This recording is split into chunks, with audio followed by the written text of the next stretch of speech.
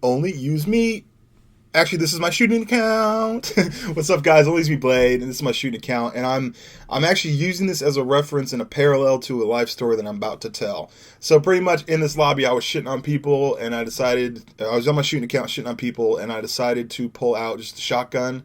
Not saying the shotguns are bad, but it's a lot harder to get good scores with a shotgun versus like an M16 or AK-47 or a P90 or MP5. So I decided to go this route. Now, because I decided to take that route, I ended up getting this game, which is why I'm talking to you. Back in the day when I was first started playing Call of Duty 4, and I thought I was a pretty decent player. I'm not some MLG pro, but I thought I was pretty good. And then I decided to challenge myself, and then by challenging myself, that it then turned into doing the knifing thing, which turned into making the knife-only account, which led on this big sequence of events that literally changed my life. Okay? So a little thing, as far as like switching up to a weird class in Call of Duty, had a trickle effect that literally changed my life. Now, there's possibilities of like a Destiny type of situation, where you go, okay, you know, you were supposed to get there. The road that you take to get there, it's special. It's a beautiful, delicate snowflake. But at the same time, you were supposed to be there. So, am I destined to be ONLYUSEmeBLADE and to knife only and to bring you guys commentaries on the YouTubes for the past 5 years?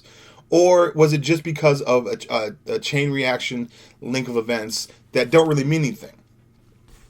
So the reason why I'm even bringing this up is because yesterday I was at Moe's, which is a burrito place, and somebody tweeted at me saying, "Hey, I spy ONLYUSEmeBLADE." He didn't come up to me. He didn't like come up to my table and say, "Hey, what's up, buddy? How you doing?" You know. And I thought that was a little weird. And the other thing I was kind of happy that he didn't do that because it's laundry day, and I didn't have anything really clean to wear. So the last reserve, the last shirt on the bench is literally an ONLYUSEmeBLADE t-shirt, right? So I was wearing that shirt. I'm thinking like, I look like a douchebag if I actually run across a viewer in real life and I'm wearing an ONLYUSEmeBLADE shirt. That's fucking kind of weird. And it got me to kind of thinking. I was talking about it with my roommate Scott on the way home, and it got me thinking. I was like, you know what? Now that I really put the pieces together, without this ONLYUSEmeBLADE shirt, I would have never met my girlfriend at the time. So here's the sequence of events, right? I go to work. At the time, I was working as a bouncer in a bar, and we can wear our own clothes. And it was one of those situations where I slept in and ended up watching something on TV. And then I was like, okay, I don't have time to do laundry, so I'm just going to rock the ONLYUSEmeBLADE shirt. It's a black shirt, whatever. And that night, there was this kid. He was 6'7", Russian kid, hella goofy. And he comes in and he sees my shirt and he goes, "Oh, you listen to ONLYUSEmeBLADE?" And I was like, yeah, all the time. Like kind of messing with him a little bit. And he was like, "Dude, he's awesome. I love listening to his commentaries. He's great." And I'm like, "I'm him." He's like, "No way." And like, you know, this whole situation, I'm like, "No, I'm him." And he was kind of like, "I can't believe it's you" kind of situation. I'm like, "Hey, thank you so much. I really appreciate you as a viewer." So near the end of the night, he was like, you know, the bar was going to close in like a half hour. He's like, "Dude, I got these females. They're going to go to my house. We're going to be drinking, kicking it. You should come. And I was like, "Dude, I'm totally down, but just to let you know, a lot of times once I finally get out of work, most people are too tired or exhausted to actually kick it before they're like, 'Oh, totally, we're down.'" But he was actually down. So ended up going over to his house, kicking it, and end up meeting a bunch of his friends. And one of his friends is a dude that I actually became really, really good friends with. And I became good friends with this dude through this Russian kid that I randomly met because he saw that I wore an ONLYUSEmeBLADE t-shirt because it was laundry day. So as I met this other friend that I actually became better friends with than Nick, I get to spend time with him. I end up meeting some of his family members and close friends, and I met his girlfriend. And his girlfriend was like, "I want to set you up with my roommate." And I was like, "Okay, down. Let me can I see a picture or something?" And I see a picture. I'm like, "Oh my God, she's fucking retardedly beautiful. That's awesome." Okay. And so then they make like this love maker match connection thing, and that's how I ended up with the girlfriend. So a simple Only Use Me Blade t-shirt ended up with a girlfriend. Long chain of events. Go figure. Only Use Me Blade. Peace and butt grease. Mouse click. Butterfly effect.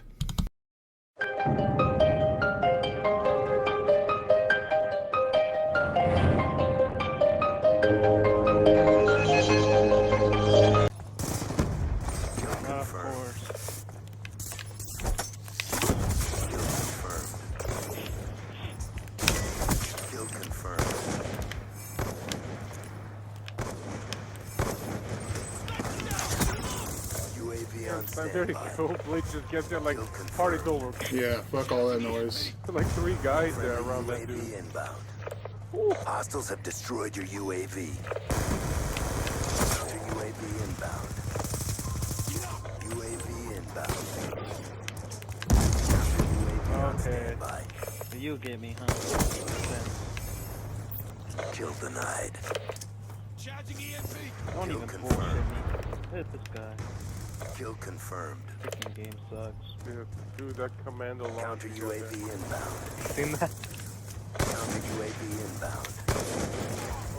Kill confirmed. Got it, coach. Got him, coach. Here we go. Bam. Orbital VSAT awaiting orders. Orbital VSAT online. Get that. Kill confirmed. Keep pressing the fight. We're taking it. UAV inbound. See, now I see now Kill in the back there. UAV awaiting orders. Kill confirmed. Friendly UAV inbound. Counter UAV awaiting orders. Kill confirmed. Kill confirmed. Another reset. Counter UAV inbound. Kill confirmed. Using now. Counter UAV inbound. Let's Got go. the pain. Time to get Let's paid. go. Oh, it's 2 quick VSATs you got there. Yeah, right at the end.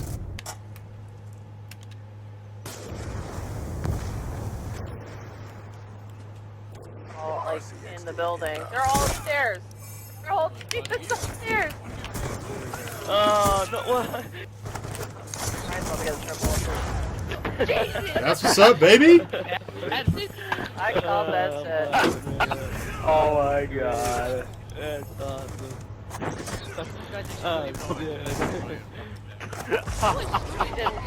What the hell did you hit him with? Oh, that's great. Good job, SEALs. Stand by for Oh, further you're orders. salty, bro. It's high blood pressure. Tailback basketball. One blading. Guess we gotta go. Oh, sorry. I didn't know you were filming. No, we're on the way to go take those bad boys up. Do you have the tag on your thing still? You He's fucking suck at making life. a video and you're calling out the tag on his bought jacket. Cut, paste. We'll see you at the fucking trails.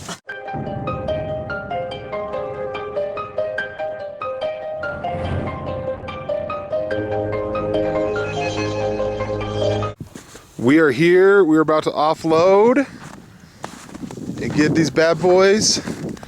The beautiful Colorado. Loving it. You loving it, Keem? Loving it, Robert? Yeah. Somebody get my gloves. Someone get him his gloves now. Stat. All right.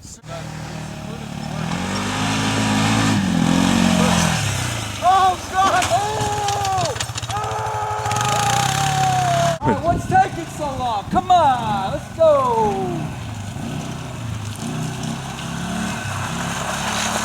I love it.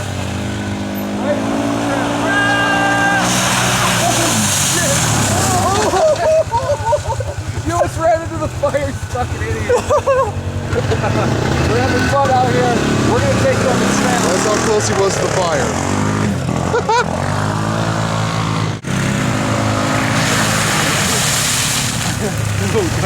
He's so Robert, get the fuck out.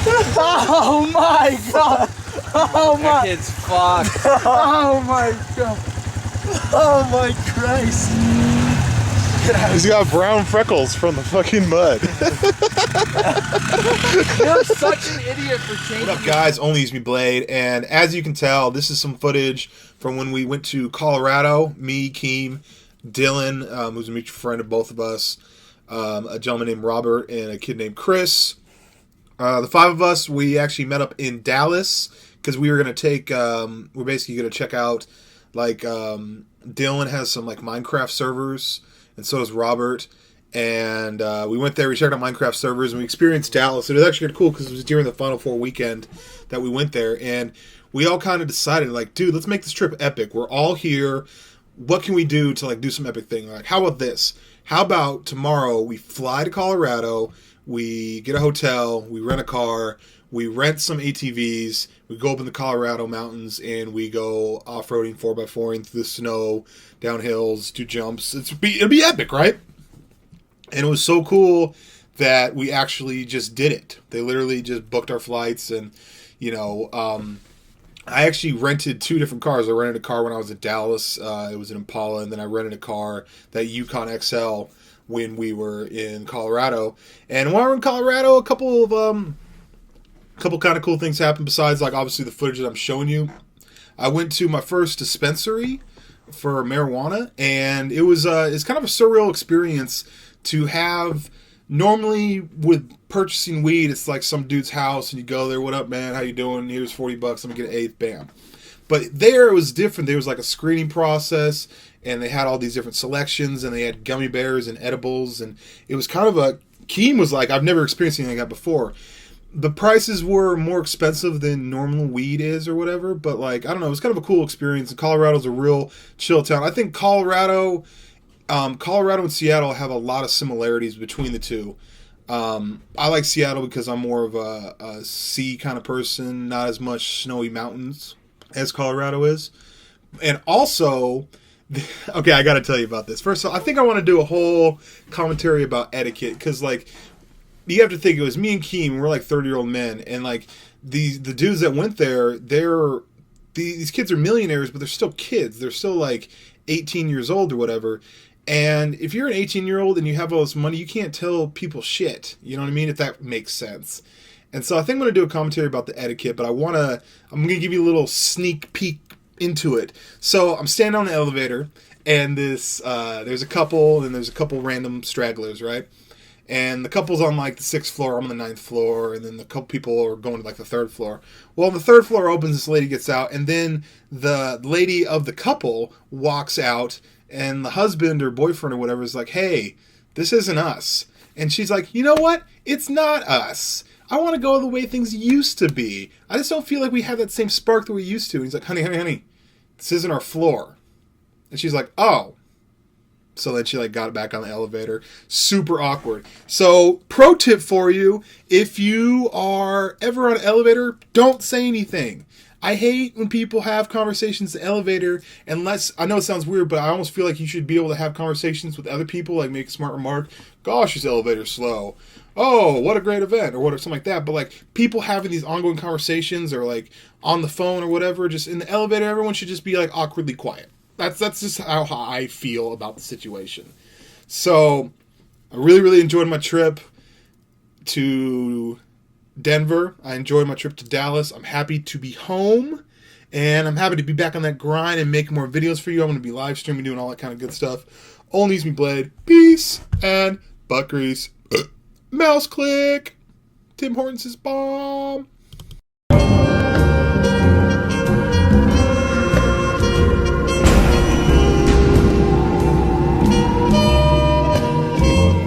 Only. What's up, guys? ONLYUSEmeBLADE. This is your Sunday Chill commentary. I haven't done one of these in a while, but I feel that's not cool, man. That's not alright.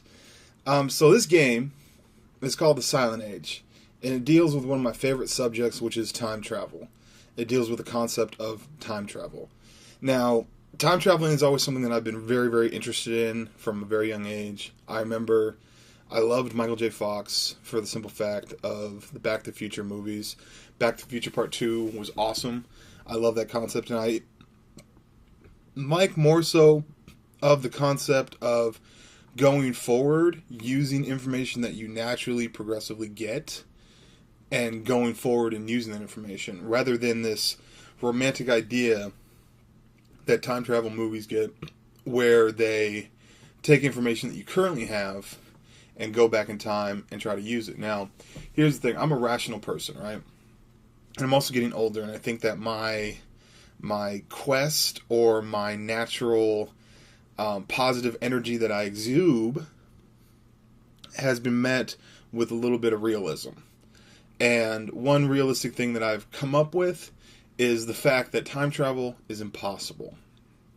And the reason why time travel is impossible is because if that was the case, we already would have changed. And this romantic idea that people come up with in time travel movies is always the same basic format. It's however they figure it out. They figure out time travel.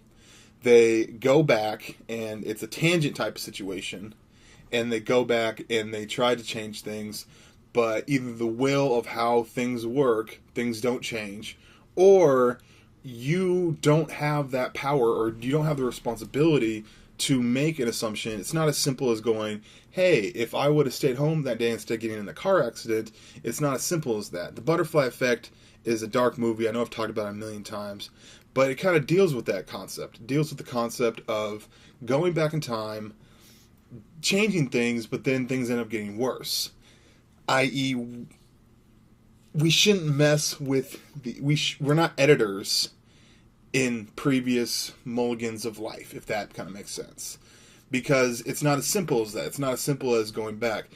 I recently watched a movie, Looper. I finally got around to watching Looper, and Looper was pretty reckless with the whole time travel idea, because it didn't take into basically the physics of what the butterfly effect is, or the concept of what the butterfly effect is. It basically had this idea, well, if we could just go back and we'll get out into a field and we'll shoot people as soon as they appear, and nice, clean, it doesn't work like that. Now, because every single action out there in the world, whether we like it or not, has an effect of things, and it's the reason why things are the way that they are. Every time travel movie that I've ever watched has literally had that kind of effect. It's had the effect of, okay, we're going to go there and we're going to dabble in it, we're going to change it, but the problem is it doesn't work like that, because you're taking kind of a selfish approach. Now, you as a person, when they talk about your world, the way that you see the world, and you feel that the world evolves around you, that the only vision of the world, the only vision of your intake of the world, is how the rest of the world is centered around you, like somehow you're the main star, and everything else is basically, the entire world is just pretty much this play that's playing out for you, and you can make a choice if you want to have a huge part of it. And some people literally don't want to have a part of it. They just want to just kind of slide by, let the world basically burn in flames around them, and for them to watch. And the thing is, it doesn't work like that. There's like billions of people on just this earth, and we're all living on it, and we all need to like kind of coincide in some way, shape, or form. And the fucked up part about it is, in order for you to have an amazing life, in order for you to have an amazing time, a lot of times what that means is that other people have to suffer. I'm not a religious person, but like this whole idea of like floating up to heaven or whatever, and people asking you what you would want. The problem with that is that first off, that's a ridiculous concept. So let's just get that out of the way. And that's just me from being a rational person. If you are a religious person and you go that route or whatever, that's totally on you. That's totally cool. I'm just talking about from my particular point of view. The problem with it is, if you were to ask, if you had a bus full of people, right, and you were to ask them, what would you want the most in this world? There's going to be conflicting things. There's going to be people that want conflicting things. So even though you feel like in your heart of hearts the world is around you, and it's your world through your eyes, through your soul, through your everything, and you have certain characters in there that you associate with, certain co-stars in the movie you call life, like I've talked about before, at the same time, it doesn't work, because everyone else is also filming a movie. So pretty much what you're doing is everyone's filming a movie at the same time, and we don't necessarily have control over it. Now, we can choose for the most part, and I think this is a healthy, good thing. I think you can choose for the most part the people around you and how you want things to play out. But also at the same time, I think you're on a set path. You're on a set path from day one, and every story's already been told, if that kind of makes sense. And so you could sit here and you could freak out about it, and you can be like, fuck, I want to do this, and this person's not letting me do that, and just go back and forth. One problem I have is I don't really like talkers. Okay? I don't like people that just talk. They're like, okay, we have a problem, let's talk about it. And they sit there and they brainstorm and talk about it. At the end of the day, they don't actually do anything. It's just lots of speculation. And, like, think about this. If you have a problem and you spend 5 years thinking about this problem but don't solve it, then that 5 years that you sat there thinking about the problem doesn't actually mean anything. I love time travel movies. I loved them as a kid, but I think as I've gotten older, I've fallen out of love with the concept of time travel movies. And also, you guys have been kind of seeing less and less videos of me because I don't have the answers. I don't have the answers. I am just like you, basically pondering, going around the earth, pondering what the fuck it all means. And the thing is that I had some ignorant bliss in my previous years, kind of going, okay, I know what the fuck's up. But as I get older, and I'm 31, and as I get older, a great scholar once said, he's like, the older you get, the more you realize you don't know anything, which is fucking crazy, because you think that as you go along the journey, that you would be able to take more and more information in, and you would be able to use that information, life off experience, in order to like get things done. But like, even I was watching another movie that has nothing to do with time travel. It was Pain and Gain, and it looked like a stupid movie, but I ended up watching it. And I remember seeing there's a detective in the movie, right? And he was like, "Yep, I'm old, and I retired, and I'm just doing my thing. I'm just living in Florida, and that's it." And I'm thinking like, I don't ever want to be to the point where you know you're at the end of the ride.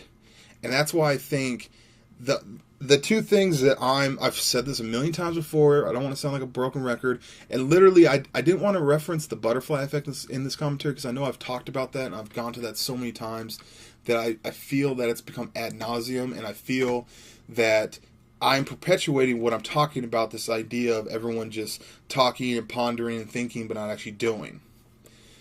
In the movie Pain and Gain, there's this detective, and he's like super old, and you know he's gonna, you know, basically he's done good and done well in his life to the point where he can just relax and chill and be blissful. I had a blissful, this is the shit moment in my life, and then at the same time, I know I've talked about before, I did a Sunny Chill commentary about this before, where I said, where do we go now? You know what I mean? So everyone talks about how amazing the journey is, this and that, and you take it with you.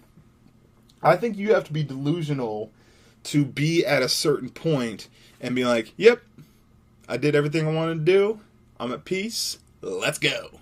No. You can do a million things. But also at the same time, the concept of living forever scares the shit out of me too. There's two movies that deal with reverse time travel, and this is going to be kind of a spoiler alert, and I apologize if I spoil these movies for you, okay? Just click off right now. If you haven't seen the movies, what is it called? The Green Mile, and I'm trying to think what the other movie is. I can't think of the other movie right now. But in the movie The Green Mile, you think that the whole movie The Green Mile is about, you know, the situation with John Coffey, this big ass black dude that like can like take the badness out of you or whatever, right? Oh, the other movie I'm going to talk about is In Time. So In Time and The Green Mile are literally anti-time travel movies. It's taken it from a different approach. I once had a boss say, when I first started working at the bar, he asked me what the two numbers on your ID mean on Washington State ID, and he said, your license number, the last two digits of your license number, plus your birthday equal 100. And when I told him that, when he asked me about quizzing me on it, I told him that. He said, no. What you do is you take 100 and you subtract your birthday and you subtract your license number and it should equal 0. Now, I know they both mean the exact same thing, okay? But it's just the way that you approach it. Do you approach it from a time where you go, okay, now after we've accumulated all this information and accumulated and know the end result, now what we do is we repeat that result. We go back and we go back knowing what we know now and fix it, right? And that's what time travel, the concept or the fantasizing about time travel comes into play. You go, okay, simple thing is like the lottery. I know the lottery numbers. I'm going to go back in time and I'm going to use those lottery numbers so I can be financially well off, and that could be completely change my life. Well, of course that would be amazing. That doesn't happen. Obviously, time is a standard, constant thing that never changes. Only your perception of the time changes. Now, the movies, The Green Mile and In Time, literally deal with the concept of like in the movie In Time, it was kind of a shitty movie. I have to admit, it's kind of a shitty movie, but the concept is mind-blowing, okay? In the movie In Time, you have basically this, like, time is currency. So on your wrist is how much time you have, right? So if you're very, very wealthy, you got, like, just centuries and decades. And if you're poor, you're literally living paycheck to paycheck, and you go to work and you literally get like 10 hours, and even if you worked 8, and you're just barely struggling, and you get down, and then there's people dropping dead in the streets because, like, game over. Now, the issue is, so you have people, it's kind of the idea, have you ever, like, eaten a lot of stuff and been like, fuck, I'm so full? That's literally the opposite of people that are starving, right? And it's interesting looking at our point of view, and we go, oh my god, I ate the fucking 14-inch cheesesteak and sausage sub, and I'm so full, and I feel so bad. And it's just like, there's people out there that are starving. So they might not grasp the idea of having everything you want and the spoils of it. Have you ever thought of the term the spoils of fortune? Literally, the spoils of fortune are that you're spoiled, that literally you have all this stuff, and now your problem is that you have all this stuff. In the movie In Time, there's a gentleman that comes down to the slums to meet Justin Timberlake, and he has like 10,000 years on his fucking wrist, and he gives them enough for like 10 minutes. He leaves 10 minutes for himself, gives the rest to Justin Timberlake, and then goes, and then pretty much just dies. And it's a crazy concept because the things that I'm the most scared of, and I've said this before, I don't want to repeat myself, but anybody that's been listening to an ONLYUSemeBLADE commentary for a long enough time, the things that I'm scared of are dying and having a child with somebody that I don't want to be with. Basically, i.e. hating the mother of my children. Okay? For whatever reason, that scares the shit out of me. And I think that in a way, our reasoning behind time travel is to go back, knowing what we know now, to somehow live a better life. Because knowledge is key. We have zero knowledge when we start, and over the periods of time from when you're a little kid, as you grow up into your teens, into your 20s, into your mid-20s, into your 30s, you've accumulated all this information. But it's impossible to remember all that information. So you have to decide what information that you gathered is positive and worth it and good, and what information that you gathered was absolute bullshit. And so the problem is that we sit here and we ponder it and we go back and forth and we say we should do this, we should do that. Other people have plans for us. There's good people in our life, bad people in our life. And to tell you the truth, right now I'm basically reached a point where, like, I don't fucking know. There's a kid, or I'm saying he's a kid. He's probably in like high school or whatever. And he wrote me a message on my business email. Now, I try to read all comments. I definitely read all Twitter interactions. I read most Facebook interactions. But a lot of times people feel like it's tough for me to be able to, talk to him or whatever. And this kid, long story short, basically said that he was on the verge of suicide. And he listened to a Sunday Chill commentary where I probably smoked some weed, thought about life, shot the shit. And he said that he re-listened to that over and over and over again. And he didn't kill himself. So literally that person has the gift of time because he didn't take it himself. The movie The Green Mile, the movie In Time, which are literally the opposites of time traveling, i.e. instead of going back, you're basically allowing yourself to give you enough time to go forward and use all that information. It deals with that. It deals with the pain or the idea or the concept of immortality. Immortality is something that's scary as shit, but at the same time, it's something that we all strive for, if that kind of makes sense. So, I'm a rational person. I like listening to cool stories or listening to cool ideas or whatever, but at the same time, I have to go, okay, well, we live in the real world, and how is this actually going to fit and combine? And like, I love the positive energy and the will to make something happen. I get that, but at the same time, you have to be realistic. To be as crude as possible, every time someone talks about YouTube earnings or whatever, or like a new network telling what YouTube earnings are, I never believe them because everyone's so vague and it's always a bunch of bullshit. And I just know that in the end, it usually works out in a certain way. Now, this concept that I've talked about of death, because I just don't know how that's going to fucking work out. And all I know is, and also with the ideas of suicide, I don't want to make light of anybody that's ever contemplated suicide or whatever, but like, I feel that the main goal that you have in this life is to go for as many high rounds as possible, if that makes sense. Your goal is to make it as long as fucking possible. Okay? I really like stories about people that live to be like 27 and do a bunch of shit in there and then they end up going. I think those stories are really cool, but it's not for me. I think there's a natural survival instinct in me that says I want to live as long as possible. Because if you watch a long-ass movie, if you were to watch a 4-hour movie, eventually you're going to get to the last 10 seconds of the movie and be like, nope, don't want it to end. So we keep going. We keep prospering. And this romantic idea that we have about time travel, about taking information and going back, it doesn't exist. And there's a part of me that goes, I understand that, I realize that. But also at the same time, I'm going nutty here, man. I really am. And I don't want this to be a pity party, but I don't know what's in the future for me. And I'm a little afraid or perturbed. And part of that comes from the YouTubes ain't kicking it like it used to. I'm not here to cry about it, but what that's allowing me to do now is to go, okay, what is the journey now? Where is the journey going now? So a lot of times I'll have crazy concepts, crazy ideas, crazy thoughts about what I can do as far as possibly opening your mind for. The only reason why I do the Sunday Chill commentaries is to sprinkle you a little perspective based off my experience, whether it be more or less than you have, and maybe you can possibly think it. So in a way, we are changing time. We are affecting things differently.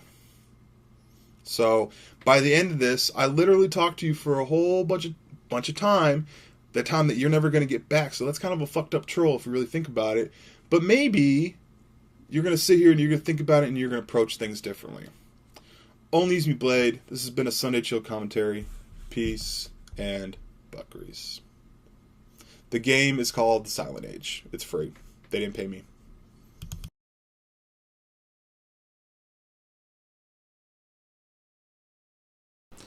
So you want some tips on how to be more presentable to pick up the ladies? 1 second. Woohoo! Feeling fresh, feeling good.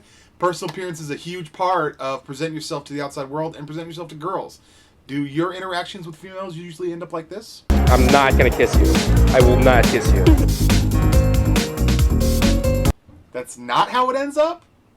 Awesome. I got an awesome channel for you from Pickup Lines. What they do is they show you different techniques and strategies for meeting and possibly making out with girls. What? Don't believe me? Click the link in the description to go over there, and they're going to give you actually step-by-step instructions on how you can make out with females. Now let's get into Clutch Breakdown. I'm only using Blade.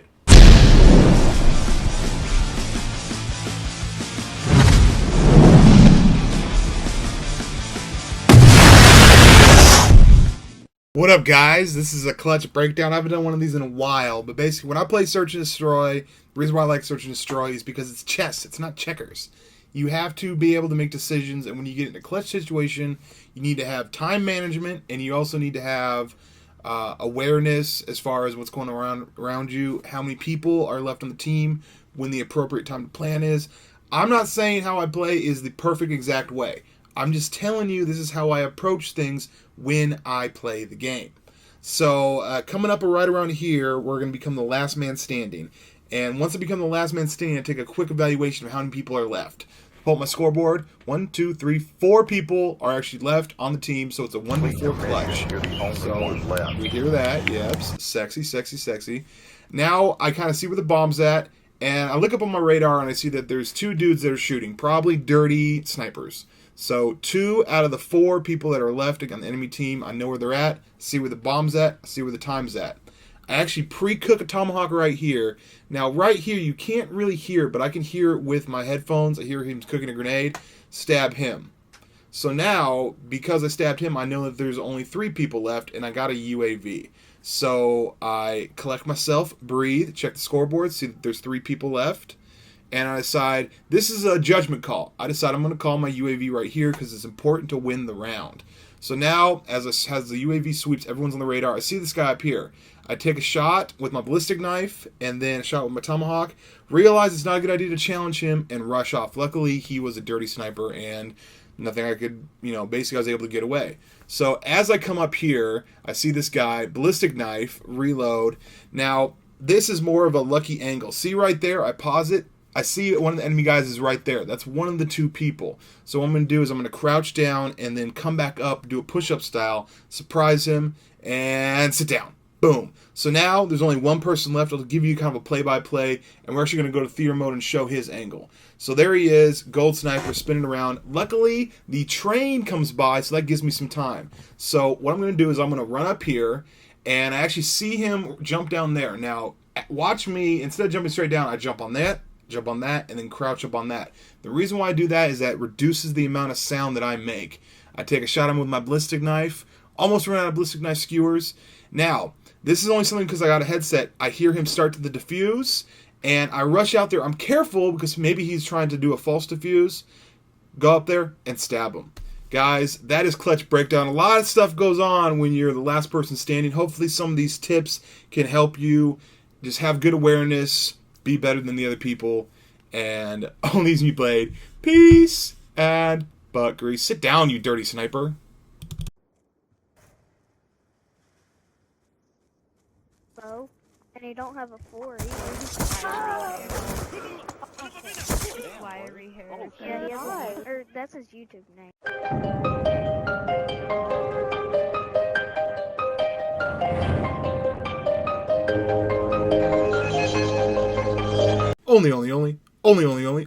Only use me blade. This is a raid, Black Ops 2 Search and Destroy.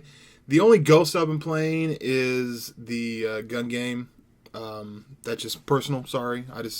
If you guys really want the ghost footage, you're just gonna have to, I apologize, you're just gonna have to deal with it in gun game fashion. But I'm still playing Black Ops 2 and I'm playing other Call of Duty games. And I think I'm gonna actually start doing other games and other activities outside of video gaming in my life, because I'm tired of being a drunk. I'm 31 years old. I've been drinking since I was about 23, and I'm just tired of it. I've been tired of it, and I've said that I've been tired of it before, and I've gone stints without drinking, and I just feel healthier. Like, when the thing is, I'm starting, like, as I'm older, I'm starting to get 2-day hangovers. So I go out, and it's always some ridiculous story, and I'm actually going to share kind of a weird, fucked up story that my roommate's been begging me to share. That they just think it's like the funniest thing ever. But they're not enabling me. They're just like, dude, get it together, Blade. And the thing is like, if I go out and I have a couple drinks, I feel fucking fantastic. And it's obviously that's what it's supposed to do. But the thing is, I take it to the next level, or the 10th level, or whatever you want to call it, and I get too fucked up. and sometimes I have verges of blackouts, and I just get shitty. And even though shit was fun, I don't want to take anything away from, my journey to this point right here. But I've been sick of it. I've been tired of it. I'm actually going to take a proactive approach to fixing it. And I'm going to go to some AA meetings. I just assume that that's just the natural thing that you need to do. Because the thing is if I go out and I say I'm just going to have a couple drinks, I end up having a couple dozen drinks and get shitty. And there's so many times where I could have pulled some ass and literally I got too drunk and made a complete ass of myself. And I'm fun. I'm exciting. I'm probably the most entertaining drunk you will ever meet. It's epic. But the problem is that, it's just gotten out of hand and it's gotten old. And if you ever don't see a video, the only thing I really think about during the day, every single day, what I'm thinking about is what can I make videos on? How can I entertain you guys? And obviously this is my livelihood. It is a job, but at the same time this is a great job and it's a win-win for everybody. I get to make videos for you and this and that. But if I go out drinking the whole next day, I am not participating in the thing that we call life. I just want to be in bed and drink gallons of water and feel sorry for myself and watch Netflix and HBO Go and Showtime. And I'm starting to have 2-day hangovers. It's just not a good thing. So I'm going to make a proactive approach to do this. As far as I'm just going to go to some AA meetings and see what it's all about. If it's just going to be super depressing and super weak, I've heard some stories that people go to AA and then it makes them want to drink even more. The thing is I've seen that story 100 times about how everything works. I go out, I have a fucking great time, then it gets too crazy, I don't remember what happens, the next day I feel like death. And this is actually a story I'm about to tell you. This is not my proudest moment. Sit down. But what happened is I was out at the bar, and I got into a fight, not a fight, but an argument with my DD. And basically what happened was I had them drunk goggles on and I was trying to take this really, really hideous broad home. And my DD was like, no, I'm not going to let you do that, dude. So I thought he was cock blocking. Got into this huge argument with him. And I was in the backseat of my car. So when I was in the backseat of my car, I'm getting this huge argument with him. And I got to the point where I was like, dude, I don't even fucking want to be in the same vehicle with you. Fuck you. I was completely wasted. And so I said, I'm fucking rolling out. Took my seatbelt off, opened up the door, and rolled out of my own vehicle. And he was doing about 40 miles per hour. So apparently I, roll out of the vehicle. And as I roll out, I do a barrel roll. And then I get up, dust myself off, and start walking. And I don't remember doing any of this because I was blacked out drunk. And the next day I had these little marks on my wrists. And it was just dude, you fucking jumped out of your own car, bro. You got some problems and some issues. So, figured I'd kind of share that with you, trying to be a healthier Blade. Maybe I'll, get better. I want to get, better hobbies than drinking, because, I'm really good at drinking. But obviously, so what? Anybody can be good at drinking. I want to, get a different hobby, get a different mindset. Maybe I'll get addicted to the gym, or maybe I'll get addicted to something else. But, as far as just, the task of going out and getting really, really fucking annihilated, it's fun, of course, but my body, it's paying for it. And I'm tired of the hangovers, and I'm tired of being looked at as an alcoholic drunk. I'm not an alcoholic, I'm an alcohol abuser, if that kind of makes sense. So, figured I'd share it with you guys. Only use me Blade. Peace and butt grease. I'm trying to be a better Blade for you, but most often I'm trying to be a better Blade for myself. Mouse click.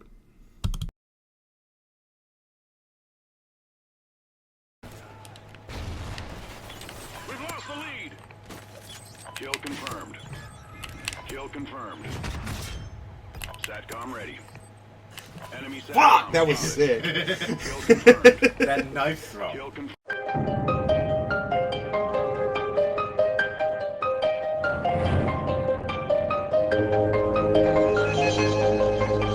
Only use me Blade. What's up, guys? Only use me Blade. What? Is this really ghost footage? Is this old? Is this dusted off old vintage footage from last year? No, this is fresh. brand new piping hot Ghost footage. And you're like, Blade, what the hell? How are you doing new Ghost footage? I thought you hated Ghost. I did. I still do. But a minor tweak changed the game for me. A lot of times, minor tweaks to the game will literally make a huge difference. A positive version was, remember when Black Ops 2 came out with Arms Race? Which is, instead of 100 points a kill, they gave you 150. That game mode was fun as hell. I don't know why they got rid of it. What's another one? Oh, a negative one. Not to be negative Nancy here, but remember Modern Warfare 3? When about 3 months into the game, they decided, let's make a perk for campers. So they made SitRep Pro, completely ruined the game. One small little tweak completely ruined it. And it's really, really funny because the ecosystem of Call of Duty points and balances is very, very, very, very fragile. And you mess up one, you mess up the whole system. So I didn't like Call of Duty Ghosts, and I stopped playing it for the simple fact that I was an angry Blade when I played it. And I did play Gun Game Reactions, and I keep on doing Gun Game Reactions. Lately, I've been going in there and trying to get reactions of people, but people just aren't that mad. I don't get it. So basically, I've been playing Ghost, been playing Black Ops 2, been playing the older CODs, been playing lots of iPad games. Let me know if you guys want me to actually upload iPad games, because I've been just laying in my bed playing iPad games. And yesterday, I'm laying in my bed, I'm playing this iPad game called Jetpack something. Really, really fun game. Anyways, and sit down. So my roommate knocks the door. He's like, dude, they changed up Ghost. I'm like, what did they do to Ghost? It's like, did they make it worse? They're like, no, this is awesome. They made it so that when you're playing Kill Confirmed, your confirms count as half points toward your score streaks. And that doesn't sound like a lot. I know that sounds super nerdy for me to get excited and make a whole video about it, but it's a huge deal. I don't know how long this has been going on, and if it's been going on for months, shame on you for not telling me this. You were supposed to inform me super fast. You're not supposed to inform me. But basically, that's it. When you play Call of Duty Ghosts, when you're playing Kill Confirmed, your confirms count as half points towards your score streaks, and that's huge.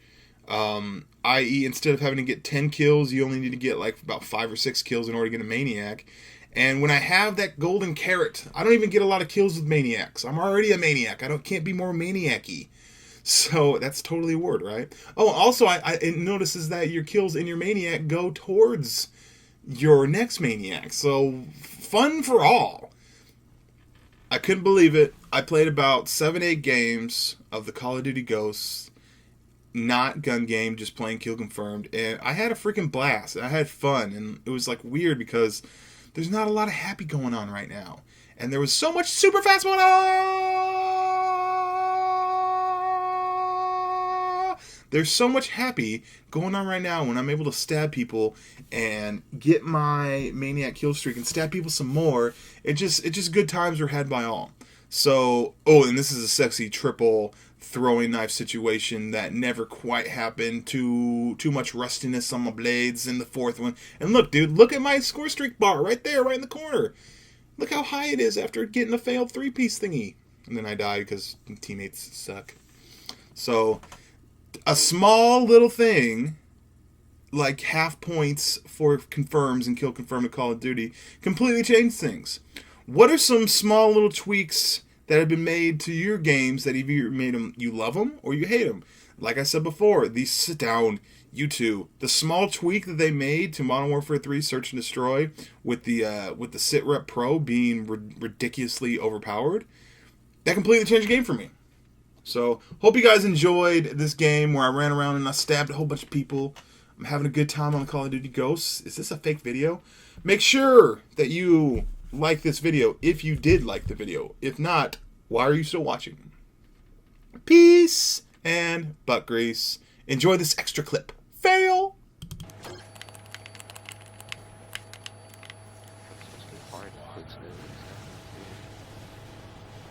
Friendly SATCOM active. Odin expired. Wow! You weren't even standing here. You just had nailed fucking walking.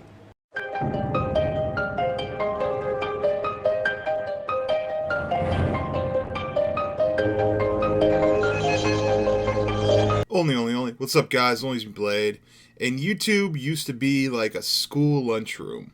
And what I mean by that is that it wasn't a ton of people. If you think about a high school, or maybe even middle school, I don't really know. But basically, if you think about a high school's cafeteria, and think about how segregated and how separated, even though it's a collection of people, it's a collection of separations. And when I first came into this YouTube lunchroom, I'm a sociable person. I get along with everybody. I'm not confined to one clique. When I was in high school, I was the basketball, football, stoner, also in the music group dude that was literally absolutely cool with everyone. And a couple times there would be situations where people would think of me as a mediator between the different groups or cliques, and I was like, I don't separate people. Like, if you're cool with someone, you're cool with someone. A lot of times I'm friends with somebody that another person doesn't like, and I tell them to go fuck themselves. I'm just like, you don't get to dictate who I think is cool and who I think is not. I'm not into the whole popularity thing. But basically, imagine YouTube, imagine gaming on YouTube initially was just a small school's cafeteria. And as I walk in and as I see some familiar faces, there was one kid, and he was sitting kind of just solo, doing his own thing. And I asked him, I was like, hey, dude, do you want to trade this for this? You know, he had a pudding, and I had a Capri Sun, and he gave me his pudding out of his Lunchable. And that gentleman is that guy who camps. And obviously, we've never traded Lunchable products. But I'm just using this as an analogy. That guy who camps is the younger gun-using version of myself that when I first came into the YouTube scene, he and I just connected, and we were just like cool people. We had some mutual friends. We had some friends that that I was cool with that he didn't necessarily get along with, but it didn't really matter because it was more so on a one-on-one basis, if that makes sense. And a lot of times things that I was thinking during the whole progress of this YouTube thing, that guy who camps would say them in commentaries or on Twitter or whatever. And the thing is that I think right at the beginning of Ghosts, he made a little comeback. He basically hadn't been doing the YouTube thing for a while because for the simple fact that he never did YouTube with the same intentions. He did YouTube because he liked doing YouTube and he liked interacting with his fans. He used to get videos that would go viral, and it wasn't from him gaming the system or doing anything like that. It was just literally he enjoyed making videos, and his viewers, he has a better trust with his viewers than I do, which kind of sucks because I've always prided myself on having like the best trust ever, but somehow his is even stronger, and he's just overall just a fucking cool dude. I don't know what happened to him. A lot of times, because I'm cool with him and this and that, people think that I have like a pipeline to him, and I'm really, really kind of upset because I used to have his phone number, and now I don't know why I don't have it anymore, but pretty much that guy who camps kind of disappeared. There was a person said that when I was doing my live stream, get that maniac. A person said that when I was doing my live stream that he actually made an appearance back into, like, he made an appearance in my like live stream chat, but I think I was like concentrating. I couldn't see it. I couldn't find it or whatever. So I used the comparison or used the analogy of like YouTube used to be like a high school cafeteria.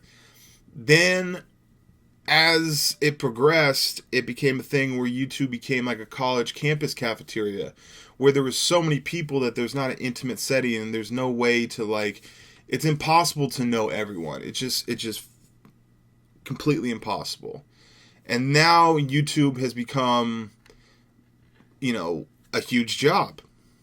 YouTube has become a massive, huge job, and the people that are at this job don't necessarily care what their fellow coworkers are doing. They actually look at it like, fuck you, you're a competitor.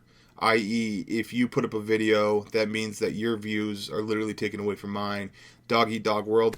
And I don't want to speak for Jeff, that guy who camps, but I am going to go out on a limb and assume that he wasn't really a fan of what YouTube had become, and where YouTube is heading, and he doesn't need YouTube, if that makes sense.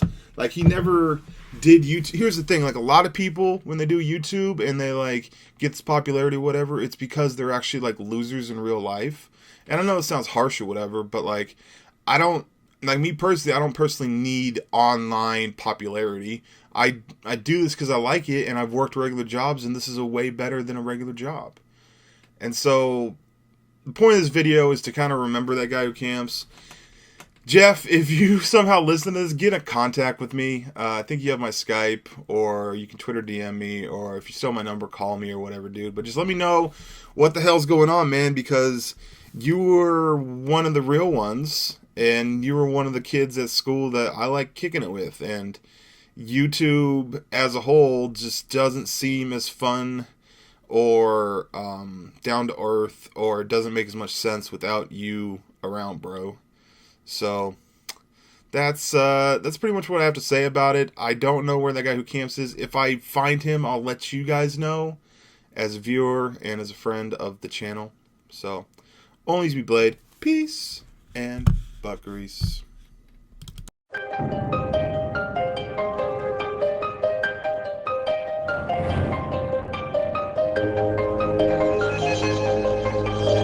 Only use me blade. Here's the thing, guys. Like, a lot of times I want to vent, I want to bitch, I want to complain, I want to say this is how things are and be negative, and it's just like, oh, you don't need that. Let's be positive. Let's look at a positive outlook on this whole thing. And one positive thing that we can come from this, it's going to be a long-winded thing. Eventually, it's going to turn into a positive, great thing, and it's going to solve racism. And I think I could talk about this subject because, as you guys may pretend to know, I'm a black person. Everyone, like, if you really get offended that I say that I'm a black person, then I don't know what to tell you. But pretty much it was an ongoing joke that's been going on my channel. Before I actually revealed my beautiful face, people thought that I was African American. So, bam. So that's what qualifies me as a black person. And if you really take that seriously, I don't know what to tell you.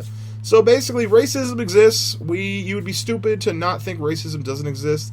I will tell you firsthand, since moving out to Buffalo, racism is alive and kicking. And, like, whenever, like, some racist shit gets said to me, I'm just like, okay, well, yeah, so you're a super racist, okay, so, you know, I know that now. That's on you, bro. I'm not here to fix you. I don't fucking support it. I'm not gonna go lynching with you or whatever the fuck you do. I'm not even, that's extreme. But, but I'm just like, yeah, so you're racist. All right, cool. So we're never going to really get to that next level of coolness that you get when you filter out your friends or whatever, and you're never going to do some racist shit with them. But, you know, whenever someone says some racist shit, I'm like, all right, cool. Yeah, that's not cool, but okay, you're racist. All right, bro. I get it. You're racist as you were. I'm not going to try to fucking correct them because racist people are kind of stupid.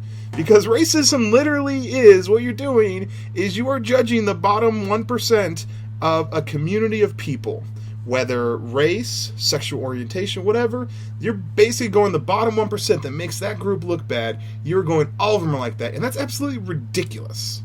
And so basically the owner of the Clippers, he's been racist for a long time. He tried to kick out Hispanics and black people out of apartment complexes he rented because he said that black people smelled.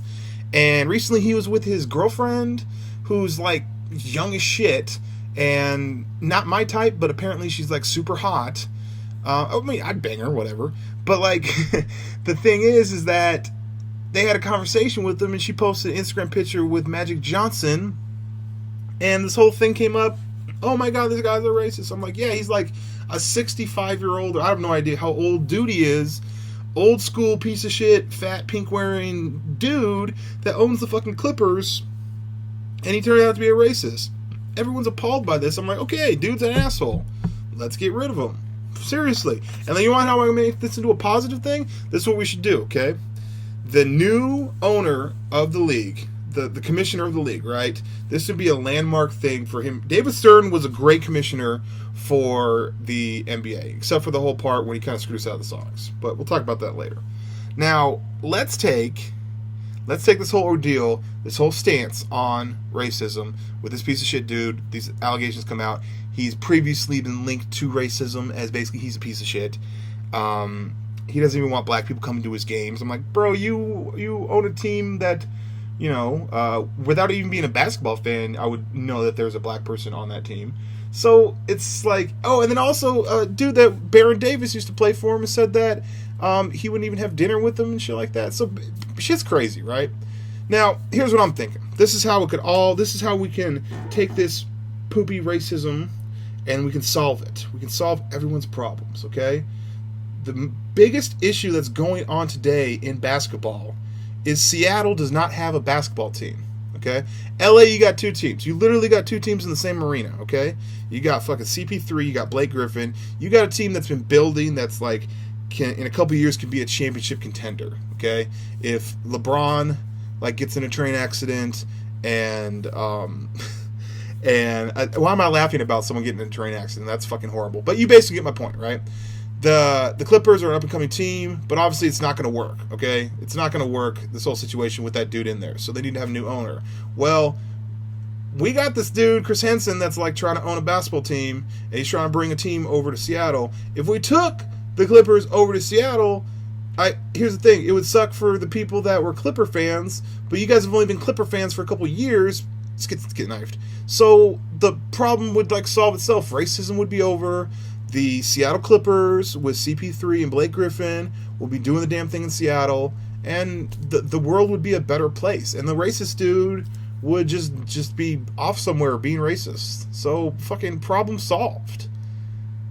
So mark this video, bookmark it, favorite it, like it, and just come back later on when it's the Seattle Clippers. I know this is a long way down the line. That will solve racism, and the bigger part, obviously, is that there would be a basketball team in the city of Seattle, Washington. ONLYUSEmeBLADE, peace and butt grease. Mouse click.